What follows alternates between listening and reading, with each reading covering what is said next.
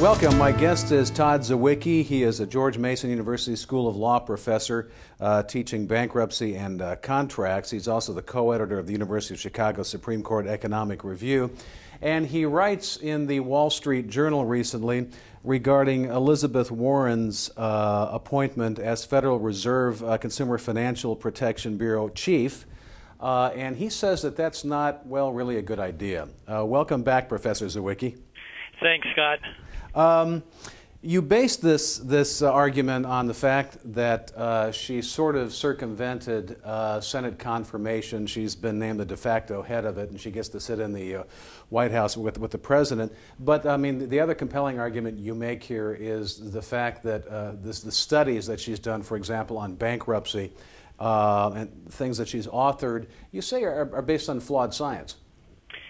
And I think the two concerns that I have are really interwoven, which is that what the Dodd-Frank financial bill creates with this Consumer Financial Protection Bureau is perhaps the most powerful and unaccountable bureaucracy in the history of America, which is what they've done is the Federal Reserve itself is highly independent, and what they've done is they've created a highly independent sub-agency, this bureau, within the highly independent financial reserve. And so what we have is an agency that is unaccountable largely even to the Federal Reserve, and the Federal Reserve itself is largely unaccountable to Congress or anybody else. And so in the way Dodd-Frank set this up was really the only check, the primary check on the head of this bureau would be the opportunity for the Senate to pass on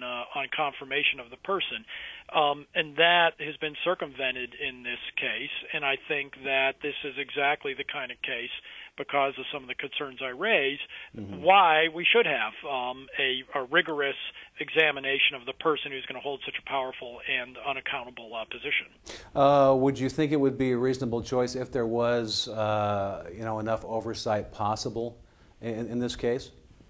Well, it certainly would alleviate concerns, which is that the way this bureau has been represented is it's going to be politically independent, and it's going to be grounded in sound data and policy analysis and that sort of thing. Right. And so the two are related, which is that if you have ongoing oversight of a body, then you can check them a little bit more. But if what you're doing here is basically giving a blank slate, and you've got somebody who you're concerned about how they've acted in the past, I think that it raises, I think people should be concerned about that. Well, you seem to be concerned that to advance policy ends, as you write in the article here, that she sort of, whether intentionally or unintentionally, skews the research in her favor. Is that accurate, do you think? I think that the studies that she has done are studies that I've not been able to find independent analysts who have agreed with how data has been handled in those studies. In particular, she's done a lot of studies on healthcare bankruptcies that I think are transparently raise very serious questions once you just look beyond the beginning. First, how she classifies healthcare bankruptcies first, and then secondly, how she presents the data and the conclusions that she draws from it, I think present real concerns to me. With concerning her head of the Congressional Oversight Panel on the TARP, when she was a head of oversight of this whole area herself, and her research regarding home foreclosures, which, I mean, at this time, admittedly, the economy was in such complete upheaval, it must have been difficult to get completely accurate data, but you say over time this has revealed itself and that it's seriously flawed. And what we know about foreclosures is that there were the people who were snookered into bad loans, were taken advantage of and defrauded. But what we also know, and what the data reveals, is that there are people out there who are basically making a straightforward, conscious economic decision to walk away from their home because now they've decided that it's a bad investment. The thrust of the Congressional Oversight Panel reports has basically been that all consumers who are in foreclosure are victims of bad loans who've been taken advantage of.